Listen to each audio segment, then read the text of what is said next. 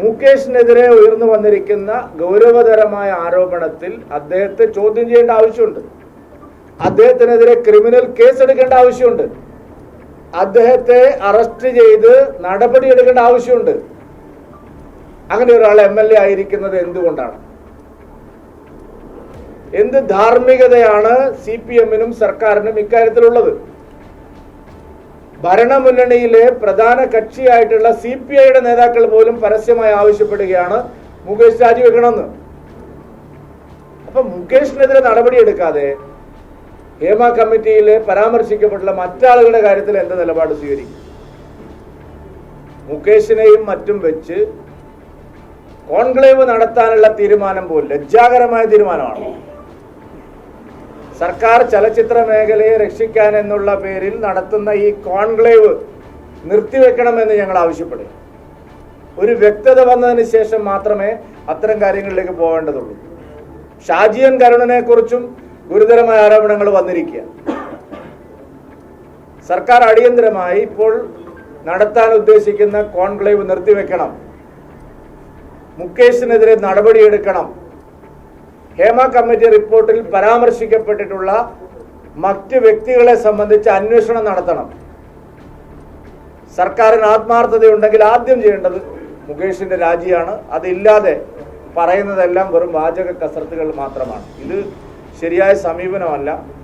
അതുകൊണ്ട് സർക്കാരിന് ഈ വിഷയത്തിൽ കേരളത്തിലെ തൊഴിലിടങ്ങളിലെ സ്ത്രീകൾ നേരിടുന്ന പ്രശ്നങ്ങൾ പരിഹരിക്കാൻ ആത്മാർത്ഥമായൊരു നിലപാടുണ്ടെങ്കിൽ ഇതാണ് ചെയ്യേണ്ടത്.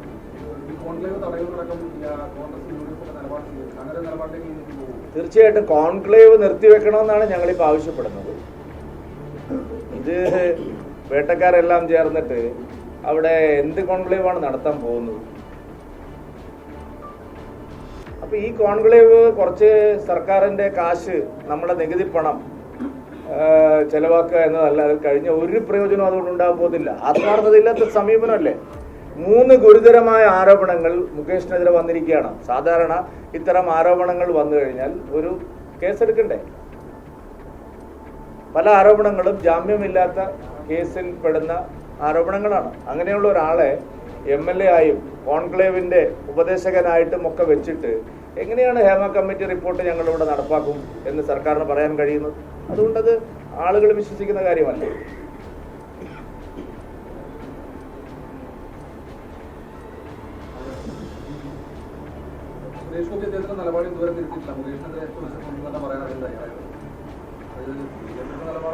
നിലപാട് ആവർത്തിച്ചില്ലല്ലോ.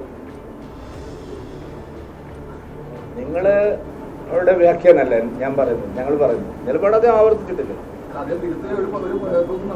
അവസാനം അതിന്റെ കാര്യങ്ങൾ പറഞ്ഞത് അദ്ദേഹം അല്ലല്ലോ.